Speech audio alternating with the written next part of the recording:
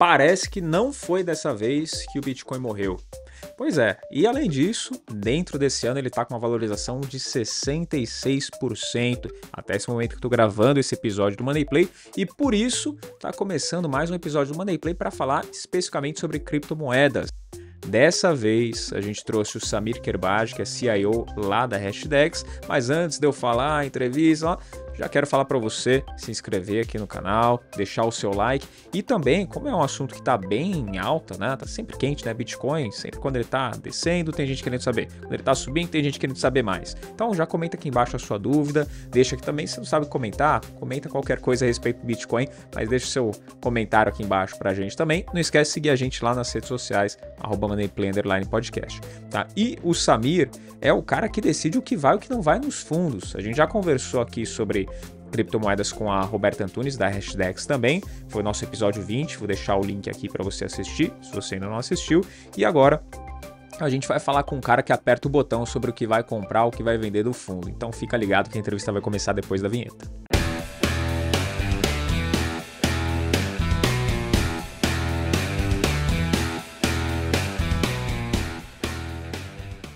E para falar do mercado cripto, a gente está aqui com o CIO da Hashdex, o Samir Kerbaj. Muito bem-vindo, Samir. Tudo bem, Fabrício? Prazer estar aqui com vocês. Prazer é nosso te receber. Samir, eu já quero começar falando contigo sobre o grande ativo do mercado cripto, né, que fez muita gente entrar, tomar conhecimento, saber da existência dele, que é o Bitcoin, que nesse ano o Bitcoin está com uma alta de 66% até o momento, a gente atualizando, né, o momento que a gente está gravando essa entrevista, esse bate-papo.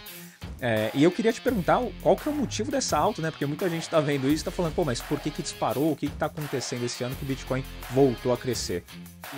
Não, legal, excelente pergunta. A gente recebe isso com bastante frequência dos investidores, né? Assim, por que o Bitcoin voltou esse ano, né? E saiu de uma fase de muito pessimismo que a gente viu ao longo do ano passado, especialmente no final do ano passado, depois de toda aquela crise da FTX, né? Enfim. O que a gente acredita, né, assim, que esse mercado, principalmente do Bitcoin, ele é muito cíclico, tá? Existem ciclos de 4 anos aí bem marcados ao longo da última década, e a gente acredita que a gente está no início de uma fase de recuperação, um ciclo de recuperação. Ou seja, o pior já passou, a gente está num momento que a gente ainda espera muita volatilidade, mas que a gente está esperando uma boa recuperação aí no mercado cripto. Isso, especificamente no Bitcoin, acho que tem vários motivos, né? Assim, começa com o fato dele já ter sido muito descontado ao longo do ano passado, tá? O cenário macro está um pouquinho melhor do que ele estava no final do ano, né? Então, acho que o cenário macro melhorou e ajudou. Você vê as ações lá nos Estados Unidos, tem uma alta, né? Tem mostrado uma alta aí esse ano, né? Assim, obviamente bem mais tímida do que o do Bitcoin. Mas dentro disso, você ainda teve a crise bancária nos Estados Unidos, que mostrou, né, assim, a importância de uma reserva de valor digital soberana, né, que não esteja ligada necessariamente a bancos ali e bancos centrais. Isso reforçou bastante o caso, né, assim, de investimento no Bitcoin. Isso foi positivo para o ouro também, que é um ativo ali que o Bitcoin busca, né, assim, que tem uma tese de investimento de eventualmente complementar ou substituir o ouro. Então, assim, foi eu acho que um movimento que ajudou bastante no preço do Bitcoin, especialmente aí nos meses de março e agora no começo de abril. Então, a gente está num outro momento com relação a Bitcoin, comparado com o que a gente estava no ano passado. Agora é um movimento de recuperação e que a gente está bastante otimista com relação aos próximos anos. Legal, você falou da FTX, a quebra da FTX e de outras corretoras menores também que acabou acontecendo, isso impactou muito o mercado cripto, mas é uma queda que já foi absorvida, esse impacto, ou ainda tem alguma coisa para acontecer, ainda é algo que a gente precisa ficar esperto, porque tem cenas nos próximos capítulos? Tá, eu acho que primeiro é importante reforçar que tudo que aconteceu ano passado com FTX, Genesis, Voyager, né, todas essas Three Arrows Capital, né, esses provedores aí de cripto que falharam, eles não têm nada a ver com a tese de investimento de Bitcoin especificamente, né? Então eles impactam em nada os fundamentos dessa classe de ativos. É um problema de estrutura de mercado, né? Você tem players do mercado não regulado que acabaram, enfim, tomando muito risco, fazendo coisa. Isso acontece até no mercado regulado. No mercado não regulado, isso acontece com mais frequência ou com mais intensidade porque você tem menos controles. Mas isso acontece até no mercado regulado. A gente já viu bancos quebrando, né, corretoras quebrando, isso acontece. Isso tem nada a ver com a tese de investimento do ativo especificamente, tá? Então, assim, pode ser que a gente tenha mais eventos para ver aí ao longo dos próximos meses, né? Assim, você tem algumas investigações rolando ainda com algumas corretoras de cripto, mas, de novo, acho que eu acredito que o pior já passou, tá? Com Uhum. relação a essas crises aí. E mesmo que ainda tenha outros eventos para acontecer, eu acho que eles não vão ser mais tão significativos quanto o FTX, que realmente foi de fato pegou o mercado de surpresa, digamos assim. Uhum. Aí acontece às vezes o que a gente vê também no mercado mais tradicional, né? Às vezes o mercado ele precifica um certo pânico e aí com o tempo ele acaba corrigindo aquilo e normalizando a situação, né? Pode se dizer que foi isso que aconteceu também. Exatamente. O que aconteceu ali em novembro com a FTX foi um cenário de total desconfiança, né? A FTX era uma das corretoras de cripto mais relevantes, certamente a que fazia mais barulho e que investia mais em marketing, branding, né? Ela patrocinava estádios, patrocinava celebridades, fazia doações políticas ali para a campanha nos Estados Unidos. Então ela era bem vista pelo mercado e foi uma surpresa que por trás de tudo aquilo ali havia uma fraude, né? Então o mercado Uhum. foi pego de surpresa e ele ficou numa situação de não sei mais em quem confiar. Se a FTX quebrou, em quem que eu posso confiar? Então gerou um Sim. clima de pânico, né? E de aversão total ao risco dentro do mercado de cripto. Certo. E quando a gente olha quebras, né? A gente viu lá nos Estados Unidos também, você comentou sobre os bancos, né? O SVB foi o primeiro caso maior ali que a gente teve notícia que acompanhou também. Mas qual que é a semelhança ou a diferença, né? A principal semelhança, a principal diferença entre o caso FTX e o SVB? O que aconteceu com os dois? Acho que o que aconteceu no caso da FTX foi uma fraude, né? Sim. Assim, acho que é uma situação ali criminosa, está sendo investigada, né? Assim, alguns agentes presos, e tudo sai do fato deles não terem transparência, né? Assim, da falta de transparência e da má gestão ou até da gestão criminosa ali dos recursos dos clientes, né? Então, é uma situação de fato de uma fraude muito relevante. No caso dos bancos americanos, não dá para dizer que foi exatamente uma fraude, mas foi uma falta de gestão de caixa ali, de tesouraria dos bancos, tá? E assim, é fácil a gente aqui do Brasil falar que esse era um erro primário, né? Eu acho que teve o André Esteves ali, do BTG, falou que até um estagiário, né, assim, da tesouraria aqui no Brasil saberia evitar aquela situação. E de fato, né, assim, o Brasil, ele historicamente, ele passou por muitos períodos de uma subida muito grande na taxa de juros, uma queda muito grande na taxa de juros. Então a tesouraria dos bancos aqui já está acostumada com esse cenário de que quando o juros sobe de forma muito forte. Lá nos Estados Unidos, a última vez que isso aconteceu foi lá na década de 70, década de 80. Então os tesoureiros dos bancos não sabiam lidar ali, de alguns bancos, né, assim, dos que eram Uhum. geridos ali, não souberam lidar com essa subida tão abrupta na taxa de juros nos Estados Unidos e acabaram tendo problemas de liquidez, tá? Então acho que são situações bem diferentes, mas isso mostra um pouco que mesmo no mercado altamente regulado, as instituições ainda estão sujeitas à falha. Uhum. Se tem um outro mercado que é muito vinculado, pelo menos tem uma correlação muito forte com o mercado cripto, que é o mercado das techs, em especial as techs americanas. Tá? E quando um sobe, que é o mercado de tech sobe, as criptomoedas elas tendem a subir também. Quando o mercado tech cai, elas também acabam tendo um impacto, acabam caindo. Tá? Isso é só coincidência ou tem alguma relação mesmo, algum vínculo essas duas áreas? Tem relação sim, tá? Hum. Eu acho que o principal fator é que cripto é uma tecnologia, né? E Sim. cripto é um segmento de tecnologia que depende bastante de investimentos, né, assim, em novas soluções que vão criar muito valor no futuro. Assim como as empresas de tecnologia, a maior parte do valor delas, ela está sendo precificada no futuro, né, das soluções que estão sendo construídas hoje. Você pensa de inteligência artificial, de realidade aumentada, realidade virtual, que vão mudar nossas vidas, né, e vão mudar a sociedade ao longo dos próximos 5, 10 anos. Cripto é a mesma coisa. As soluções que estão sendo construídas hoje, elas vão, de fato, só ter aplicação real e mudar a nossa vida daqui a 5, 10 anos, né? E todas essas tecnologias, elas são financiadas, no final, por investimento. Quando você aumenta muito a taxa de juros, que foi o que aconteceu nos Estados Unidos, você tira dinheiro de capital de risco, que é dedicado para esses investimentos de longo prazo, e joga dinheiro em títulos de renda fixa. O que acontece aqui no Brasil, né? Juro sobe, vai todo mundo para renda fixa, juro cai, o pessoal vai lá para renda variável, vai para ativos de risco. Isso aconteceu numa escala gigantesca nos Estados Unidos, quando o Fed começou a subir os juros. Então, o dinheiro de investimento acaba saindo dessas atividades de risco, empresas de tecnologia e criptoativos, né, que são essa aposta para o futuro, e vão para os títulos públicos ali, que são garantidos de baixo risco, que estão pagando um juros maior. Então, é por isso que elas são, de certa forma, correlacionadas, ou pelo menos foram correlacionadas aí ao longo dos últimos 3 anos, que a gente viu o que a gente chama de uma dominância macro, né, em que Uhum. taxa de juros nos Estados Unidos e a perspectiva ou não sobre inflação, ela passou a ter um poder muito grande na decisão dos investidores, muito maior do que necessariamente os fundamentos de uma empresa específica ou daquele criptoativo especificamente. Toda a equação virou em torno do o que o Fed vai fazer, se ele vai aumentar os juros ou se ele vai reduzir os juros e o impacto que isso dá na tomada de decisão. Então é por isso que elas são bastante correlacionadas. Isso não significa que elas andam sempre juntas ou que os retornos são parecidos.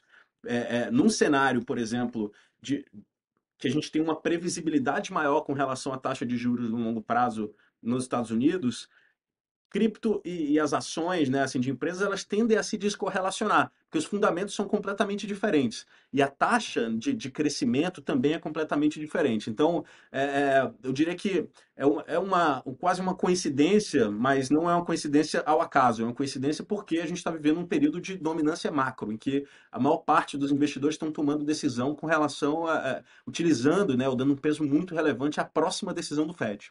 Certo. E quando a gente olha, a gente falou do Bitcoin lá no comecinho, para as outras criptomoedas que são grandes também, mas não são as principais.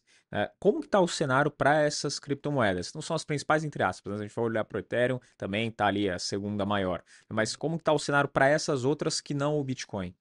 Tá. Eu costumo dizer que o Bitcoin ele é completamente diferente de todas as outras criptomoedas, né? A tese de investimento dele, ela é diferente também das outras criptomoedas. O Bitcoin é uma reserva de valor digital emergente, né? Essa é a nossa tese de investimento para o Bitcoin. Os outros criptoativos, cada um tem sua tese de investimento, sua proposta de valor e seu caso de uso. O Ethereum está dentro da plataforma dos contratos inteligentes, né? Eles são grandes computadores globais que vão ser utilizados para a execução de contratos inteligentes. E o que a gente está vivendo dentro desse ecossistema de contratos inteligentes, o paralelo que eu gosto de traçar é com o momento banda larga lá da internet, no começo dos anos 2000. Então a internet lá, se você lembrar, né, assim, para quem esteve lá em 98, né, assim, a internet era muito promissora, era muito interessante, mas era super complicada de utilizar e era muito lenta. Né? Você podia falar, não, no futuro você vai poder fazer videoconferência em tempo real, vai poder fazer streaming, legal, mas para ouvir uma música você precisa baixar um MP3, demora 12 horas, e a propósito, né, assim, é ilegal, né? Naquela época era pirataria, né? Você ouvir música ali na internet. E aí veio a banda larga no começo dos anos 2000 e resolveu tudo aquilo. Né? Resolveu o problema de infraestrutura que permitiu com que aplicações viessem. E aí hoje a gente tem Netflix, Spotify, né, e várias outras dessas soluções que permitem, né, que a gente basicamente faça streaming de qualquer coisa em tempo real e as aplicações são inimagináveis ali. Em cripto, nas plataformas de smart contract, a gente está vivendo justamente esse momento.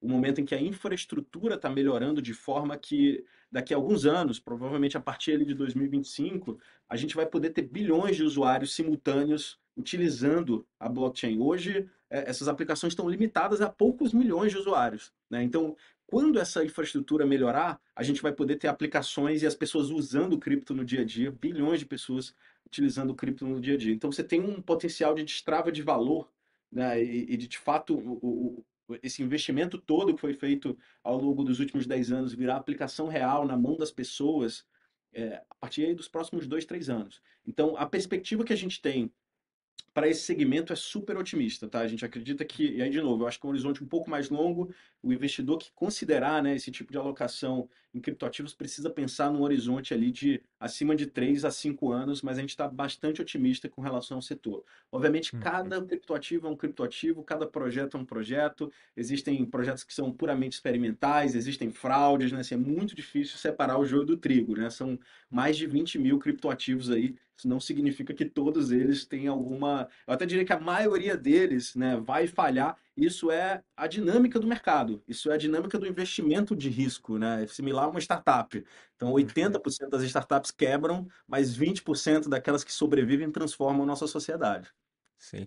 Até a Roberta Antunes falou bastante sobre essa nova oportunidade, o crescimento do mercado de cripto também. No episódio 20, que ela participou aqui do Money Play, inclusive, para quem ainda não assistiu, a gente vai deixar o card aqui para ir lá assistir também. Mas tem um fundo que vocês têm hoje sob gestão, que é o Web311, né? O ETF Web311. Ele é um fundo que ele está lastreado mais em tokens e em plataformas smart contracts também. E eu queria que você explicasse um pouquinho melhor, Samir, o que é esse fundo, qual que é a proposta dele. Tá. Então, assim, na Hashdex nossa missão é oferecer diferentes estratégias de investimento para diferentes perfis de investidor, né? E diferentes objetivos, digamos assim. E dentro dessa linha de produtos, a gente tem o que a gente chama dos produtos temáticos, né? Que são produtos que dão exposição a teses específicas dentro do mercado de cripto. E a gente tem o Web311, o Meta 11 e o DeFi 11. Esses três produtos, né? Cada um deles investem numa tese específica. No caso do Web311, ele investe nessa tese de plataformas de contratos inteligentes que facilitam, né, que criam essa nova geração da internet, que é a Web 3.0, né, essa evolução da internet como a gente conhece, que vai surgir em cima das plataformas de blockchain. E ele basicamente investe nessas plataformas de contrato inteligente, que são a base, né, que são basicamente a fundação para essas aplicações que vão surgir na Web 3.0. Então ele replica um índice, tá? Um índice que a gente co-criou ali com a CF Benchmarks, né? Que justamente dá exposição a esses principais projetos ali de smart contract de uma forma balanceada, com rebalanceamento trimestral. Então, a cada 3 meses, novos projetos podem entrar, né? Aqueles que estão crescendo, que estão se destacando, ou outros projetos ali que perderam a relevância vão saindo. Então, isso é legal porque no longo prazo você sabe que você vai capturar os melhores projetos e os projetos que vão perdendo tração ali, eles saem do índice automaticamente. Então, é um investimento interessante para quem quer apostar nessa tese, né, da Web 3.0 para o longo prazo. Ele está disponível como um ETF listado na B3, né, então qualquer investidor ali pode entrar no seu home broker e investir. Sim. E como que o investidor, pessoa física mesmo, investidor que acompanha aqui o Money Play, ele pode acompanhar essas evoluções, os desenvolvimentos tecnológicos para saber se realmente o setor que ele está entrando é algo promissor, se tem futuro, como que ele consegue acompanhar isso? Acho que tem muita informação disponível na internet, né? Eu diria que talvez isso até seja um problema, né? Tem tanta informação que é difícil a gente filtrar ali e separar. E, assim, esse é um dos motivos que a gente tem um time de pesquisa aqui, de research bem forte na Hashdex, tá? Então, uma das nossos objetivos aqui com o nosso time de research é justamente separar um pouco todo esse ruído que tem na internet, o que isso representa de tese de investimento de fato. Então, no nosso site, você pode encontrar várias informações para cada um desses produtos temáticos. Por exemplo, a gente tem um primer com a tese de investimento, que explica exatamente, né, qual é a tese de investimento, quais são os riscos, quais são as oportunidades, e tem bastante conteúdo ali que a gente disponibiliza no nosso site. Além disso, eu acho que diria, plataformas específicas, né, assim, de criptoativos que você pode utilizar para acompanhar o mercado mais no dia a dia. Isso aí já é para quem quer se aprofundar mais e ficar por dentro ali do mercado, mas você tem Messari, por exemplo, que é uma plataforma de dados super interessante, você tem The Block, CoinDesk, né, que são veículos grandes aí, interessantes para ficar atualizado aí sobre esse mercado. Saber, tem um outro ativo também que é milenarmente conhecido, né, já era usado há muito tempo atrás e que hoje está batendo teto de cotação, que é o ouro. E vocês aí têm um ETF também que ele junta ouro e Bitcoin. Qual que é a tese desse ETF e onde que o investidor ele pode se beneficiar? Qual que é a vantagem para o investidor desse ETF? Legal. Então, assim, a nossa tese do Bitcoin é Hum, de uma reserva de valor digital emergente, tá? E o ouro é uma reserva de valor analógica, né? Assim, ela é física, é uma commodity uhum. física e bem consolidada já na nossa sociedade, utilizada por milhares de anos como reserva de valor. Então, se por um lado o Bitcoin ainda tem muito potencial para crescer e para se provar como uma boa reserva de valor, hoje, na verdade, o consenso, né, se você perguntar para a maior parte dos investidores que investem em reserva de valor, que o Bitcoin não é uma boa reserva de valor, né? E justamente a tese de investimento é que ao longo dos próximos 5 ou 10 anos isso vai virar consenso. Então você está saindo de algo que não é consenso para algo que vai virar consenso e aí você tem uma oportunidade gigante aí de valorização. Só que o ouro é a reserva de valor consolidada. Então a gente pensou esse fundo, é um fundo que a gente chama de ouro Bitcoin com paridade de risco, né? Então ele é um fundo que te dá exposição à reserva de valor. Então se você quer ter uma parte do seu portfólio em reserva de valor, protege da inflação, né? Assim, com a visão de preservação de valor de longo prazo, você pode investir só em ouro, mas você pode investir também num fundo que mescla ouro e Bitcoin, então essa reserva de valor analógica e consolidada com essa reserva de valor nova, digital e emergente, de uma forma, né, a gestão que a gente faz, a gente equilibra a concentração, quanto que a gente coloca de ouro e quanto a gente coloca de Bitcoin, a partir de uma metodologia que a gente chama de paridade de risco, que é uma metodologia utilizada pelo Ray Dalio, por exemplo, na Bridgewater ali, para montar, né, aquelas carteiras que são a prova de todos os tempos, né, o all-weather portfólio ali.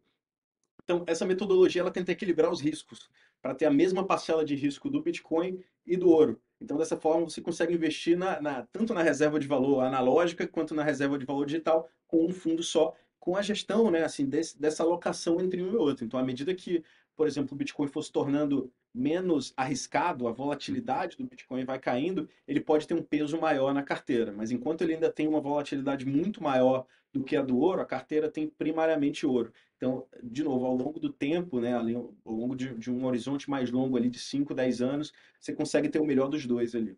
Certo.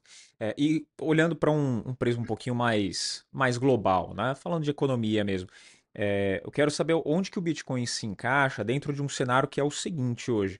90% das transações comerciais hoje, aproximadamente no mundo, elas são feitas em dólar, né? E a gente vê vários países aumentando suas reservas mais recentes de yuan, tem países que já começaram a fazer transações, como é o caso da Arábia Saudita, com a China em yuan também. E mais recentemente, através do presidente Lula, o Brasil também demonstrou esse interesse em trocar o dólar por outras moedas para fazer transações comerciais, tá? Apesar de a gente aqui, né, particularmente não achar muito, não sei, muito cabível, né? Pô, vou vender para a China, vou receber em yuan, vou vender para os Estados Unidos, vou receber em dólar. Porque, né, quem manipula as moedas são os próprios países, né? Eles têm esse poder. Caso que o Bitcoin, por exemplo, não teria condições, né? Porque não é nenhum país que controla. Então, onde que o Bitcoin se encaixa nisso? Ele tem um papel também para exercer nessa relação de transações comerciais entre países? Não, com certeza. Eu acho que hoje a gente está vivendo um momento de mudança de paradigmas aí, né? E eu acho que Uhum. por trás desse movimento tem dois fatores. O primeiro é o geopolítico, né? Então, a gente está vivendo um momento de tensão geopolítica com a ascensão da China, né? Você tem países ali como a Rússia contestando, digamos, o status quo, né? A ordem mundial ali e colocando um pouco de lenha na fogueira ali. Mas você tem um movimento em que a China tem ganhado cada vez mais evidência. A economia chinesa, ela já há muitas décadas, ela cresce muito mais do que a americana e provavelmente ao longo dos próximos anos ela tende a superar a economia americana. Então a gente está vivendo uma situação ali de talvez de uma mudança geopolítica no mundo, né? Essa década vai ser uma década de mudança geopolítica muito relevante. E o movimento que os Estados Unidos fez durante a invasão da Rússia na Ucrânia, que baniu a Rússia do SWIFT, né, que é o sistema de pagamentos ali global, que obviamente é controlado pelos Estados Unidos, ele gerou uma preocupação muito grande nos potenciais adversários dos Estados Unidos. Porque, pô, se eu tenho qualquer problema aqui com esse país, ele pode me bloquear do sistema de pagamentos globais, né? Então, o SWIFT, a gente fala que ele passou a ser utilizado como uma arma de guerra, né? Como um potencial ameaça. E aí você tem um movimento dos países que podem até estar em paz com os Estados Unidos, não precisa estar em guerra, mas que sabe que qualquer momento pode desalinhar e aí ele precisa ter uma alternativa de pagamentos. Então, o que está acontecendo com a China aí, que ela vem tentando promover, não é substituir o dólar nas transações, é ter um sistema de pagamentos alternativo, de forma que se em algum momento os Estados Unidos resolver tirar a China do SWIFT, ela consegue continuar operando com seus parceiros globais. Tá? Então, até esse anúncio, né, que saiu agora recentemente do Brasil poder liquidar ali, transacionar em yuan, ele não obriga que as transações sejam feitas em yuan. Ele dá a opção de quem queira, né, importar ou exportar produtos para a China utilizando o yuan. Se você quiser, se quiser continuar utilizando o dólar, pode continuar utilizando o dólar. Então, nessa linha, ela cria uma opção. E um outro fator, né? Então você tem o fator geopolítico, você tem o fator econômico. Os Estados Unidos ele vem imprimindo dinheiro em quantidades recordes, né? Então você tem um sistema de moeda fiduciária cujo único lastro é a confiança de que a economia americana é forte e vai continuar crescendo. Num cenário em que a inflação dos Estados Unidos continua preocupante e a economia se ela não reagir, né, se você não tiver um ganho muito alto de produtividade ao longo dos próximos anos, essa confiança na capacidade dos Estados Unidos de pagar suas dívidas ali na impressão de moeda, ela vai caindo ao longo do tempo. Então, essa é uma preocupação, obviamente, isso não vai acontecer ao longo dos próximos 2, 3 anos, a gente está falando de mudanças geracionais aí de décadas, mas se os Estados Unidos não tiver um salto muito grande na produtividade, não mudar a dinâmica da economia, pode ser que o dólar vá perdendo força ao longo dos anos, que é o que vem acontecendo, que pode ser acelerado. Então, esses dois movimentos, eles são super positivos para o Bitcoin. Primeiro porque, do ponto de vista do dólar como uma moeda de reserva global, o Bitcoin ele passa a ser uma alternativa. Então, hoje, boa parte das reservas, por exemplo, dos bancos centrais no mundo inteiro, elas são em dólar. Antigamente, a maior parte das reservas era em ouro. E aí, depois ali de Bretton Woods, ali depois da Segunda Guerra Mundial, os bancos centrais de todos os países passaram a comprar muito mais dólar do que ouro. Agora isso já vem mudando. Então os bancos centrais estão comprando mais ouro e reduzindo essas reservas em dólar. Pode ser que em algum momento nos próximos 5 ou 10 anos, alguns bancos centrais resolvam ter um pouquinho de Bitcoin também, por que não? Né? Assim, uma reserva de valor digital, ela é livre, né? Eu consigo transacionar livremente. Então você pode ter os bancos centrais comprando também um pouquinho de Bitcoin, que eu acho que pode ser super relevante. E além disso, o Bitcoin é um sistema de pagamentos independente, né? Ele não está sujeito a Estados Unidos ou a China resolver te banir ali do sistema e te deixar fora. Então esses fatores fazem com que a gente acredita que esse movimento geopolítico, né, de perda da dominância do dólar, pelo menos de desafio à dominância do dólar, ele pode ser super positivo para uma moeda e um sistema de pagamentos neutro como o Bitcoin. Ótimo. Então, ele tem um papel importantíssimo aí para os próximos capítulos, né, que a gente vai ver da economia global. Ele pode ocupar, na verdade, esse cenário de mais destaque, então, né? Exatamente. A nossa tese não é que o Bitcoin vai substituir o dólar, ou que vai virar uma moeda que a gente vai usar para comprar cafezinho, mas que sim, nessa década, o Bitcoin vai ser utilizado como uma reserva de valor por bancos centrais, por exemplo. Certo. Apesar de, em alguns lugares por aí, você já poder comprar o cafezinho há algum tempo pagando em Bitcoin, né? Já tem um tempo funcionando. Tá certo. Agora, tem uma pergunta que é uma pergunta final até aqui para a gente fazer, que é sobre as pessoas que vão investir no mercado de cripto, tá, Samir? Porque tem muita gente que acaba caindo em golpes. Você falou sobre fraudes, teve a da FTX, mas tem fraudes menores e muito esquema de pirâmide, onde as criptomoedas são usadas como isca, porque é um assunto que está em alta. As pessoas elas se interessam, têm pouco conhecimento, é bem verdade, principalmente aqui no Brasil. O pessoal acaba não pesquisando tanto, né? Nem só em criptomoeda, no mercado tradicional também acontece a mesma coisa. Mas para cripto tem surgido cada vez mais esquemas de pirâmide e fraudes financeiras usando as criptomoedas como iscas. E a pergunta é como que a pessoa, o investidor, pessoa física, ele pode se proteger de cair nesses golpes? Claro, além de investir nos ETFs, né? Uhum. Que até a Roberta lá atrás falou um pouquinho sobre isso, mas além de investir nos ETFs, quais são os outros meios que o investidor ele tem para poder se proteger desse tipo de golpe e fraude financeira? Como foi até o caso dos jogadores do Palmeiras, né? Que aconteceu mais recente, foram casos milionários aí. Uhum. Acho que o primeiro fator é a educação, né? Assim, o investidor tentar entender exatamente o que que é aquele investimento. Costumo dizer que tem duas formas de você investir em criptoativos, tá? A primeira é você comprar os criptoativos, você compra Bitcoin, compra Ethereum, tira da corretora e mantém numa carteira própria, tá? E você mesmo vai ser seu próprio banco, né? Essa é uma frase muito usada dentro do universo de cripto, né? Seja seu próprio banco. Você compra o criptoativo e mantém ele na sua carteira. Tá? A analogia que eu gosto de traçar isso é você, imagina que você quer comprar uma barra de ouro, você quer investir em ouro. Você pode comprar um fundo ou um ETF de ouro, você pode ir lá na loja e comprar uma barra de ouro. Né? Se você comprar uma barra de ouro, você não vai deixar ela dentro da loja para o dono da loja ourives guardar aquela barra de ouro. Ele pode ser roubado, ele pode ser fraudado, ele pode decidir fugir ali com aquela barra de ouro e deixar na mão. O escritório dele pode sofrer um incêndio, um acidente, alguma coisa assim. Você vai tirar aquela barra de ouro, você vai guardar num cofre, vai colocar num banco, algum lugar assim. A mesma coisa para criptoativos, tá? Então, se você compra seus criptoativos e deixa em alguma dessas plataformas, alguma dessas corretoras, você vai estar exposto no risco dela. Então, a corretora pode quebrar, a corretora pode ser fraudada, ela pode ser uma fraude, né? Ela, enfim, pode ser um golpe. Então, essa é a primeira forma de você investir. Tenha, né, seu criptoativo diretamente. A segunda é você terceirizar a gestão para um gestor profissional. E aí, eu acredito que aqui no Brasil, pelo menos, é onde estão a maior parte das fraudes.